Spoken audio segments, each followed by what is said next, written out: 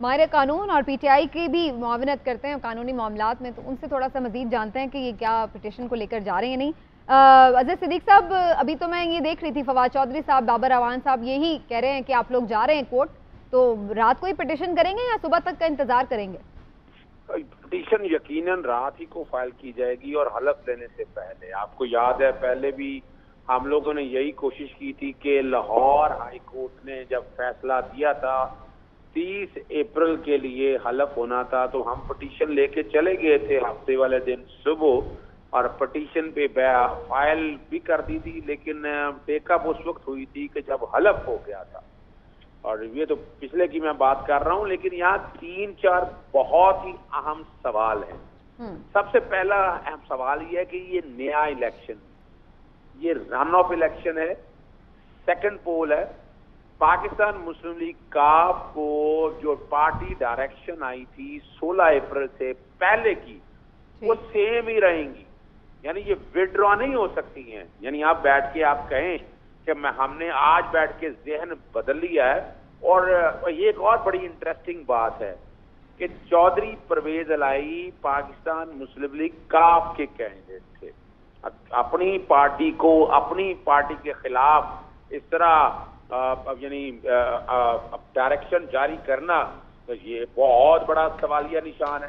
پھر اور بڑی ایک مزیدار بات ہے کہ اگر ہم آرٹیکل 63 کو سامنے رکھیں، پارٹی ڈائریکشن جانی ہے پارٹی ممبرز کو، وہ تو کسی ممبر کو گئی نہیں ہے، وہ تو جو پارٹی ڈائریکشن گئی ہیں وہ گئی ہیں ڈپٹی اسپیکر کو۔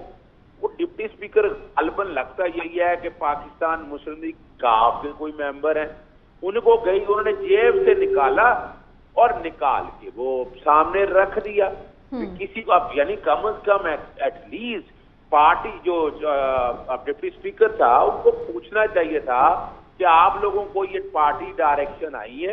اور پھر بڑی مزیدار بات ہے، جو منصف بیٹھا ہوا ہے اور وہ منصف اختیارات کہتے ہیں، وہ ٹیلی فون کرتا ہے۔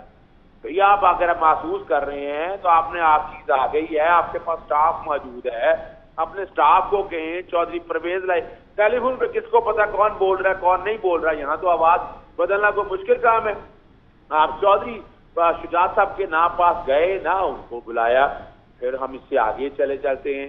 جو سب سے مزیدار بات ہے کہ 5 ممبر بینچ کا جو فیصلہ تھا اور اس کے اندر جتنی ڈائریکشن لکھی ہوئی تھی، انہی ڈائریکشن کو اگر ہم سامنے رکھ کر دیکھ لیں، ٹائمنگ بھی چلیں طے کر لیا کہ اپنا کس وقت حلف لینا ہے، کس وقت یہ ساری چیزیں چلنی ہیں، تو کیا ان کی اس کمپلائنس کو سامنے رکھتے ہوئے ڈپٹی اسپیکر نے کوئی اور اقدامات اٹھائے؟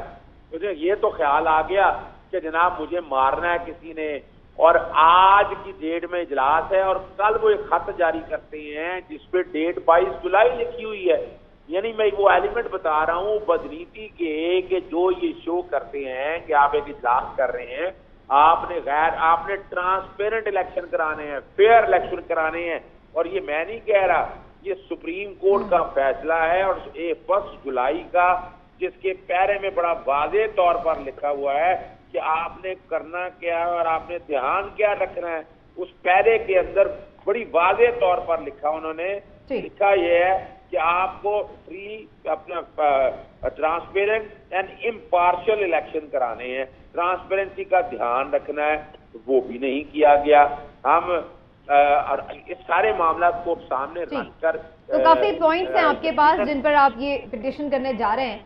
تو اظہر صاحب، یہ بھی ایک جو ہے تاثر ہے، انٹرپریٹیشن ہو رہی کہ جو چیزیں آپ لوگوں نے کی تھیں بیسکلی تو انہی کو آپ کے خلاف استعمال کیا جا رہا ہے۔ یہ 63A کی تشریح آپ نے ہی سپریم کورٹ سے کرائی، جس کے ایما پر پھر آپ کے جو پی ٹی آئی کے جو لوگ تھے وہ ڈی سیٹ ہوئے تھے اور ان کا ووٹ کاؤنٹ نہیں ہوا تھا۔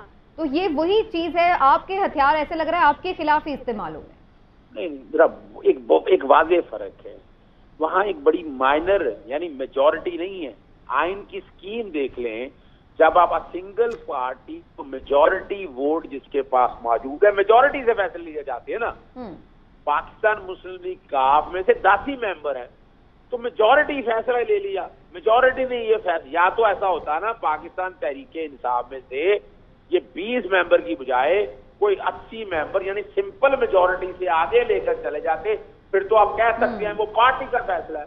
ये तो पार्टी का फैसला भी नहीं है कि 10 के 10 जो अराकीन है उन्होंने अपने पार्टी लीडर को वेटो कर दिया। आर्टिकल 63A की अगर इंटरप्रिटेशन देखें, एक पॉलिटिकल पार्टी और पूरी कॉन्स्टिट्यूशन स्कीम अगर आप देखें तो वो बात करती है मेजॉरिटी की। अब मेजॉरिटी की अगर आप सामने रख कर देख लें तो यहाँ भी देखा जाए, यहाँ मामला यहाँ भी 0 हो गया है यहाँ। और आप हमें भी ताजा तरीन क्या हो रहा है, क्या हमारे पास इतलात पूरी हैं कि जो है ना डिप्टी स्पीकर कहाँ गए, कौन कौन से मुस्लिम लीग नून के रहनुमा से मिले, कौन से वकीलों के पास बैठ के रूलिंग पहले ही तैयार करके ले गया।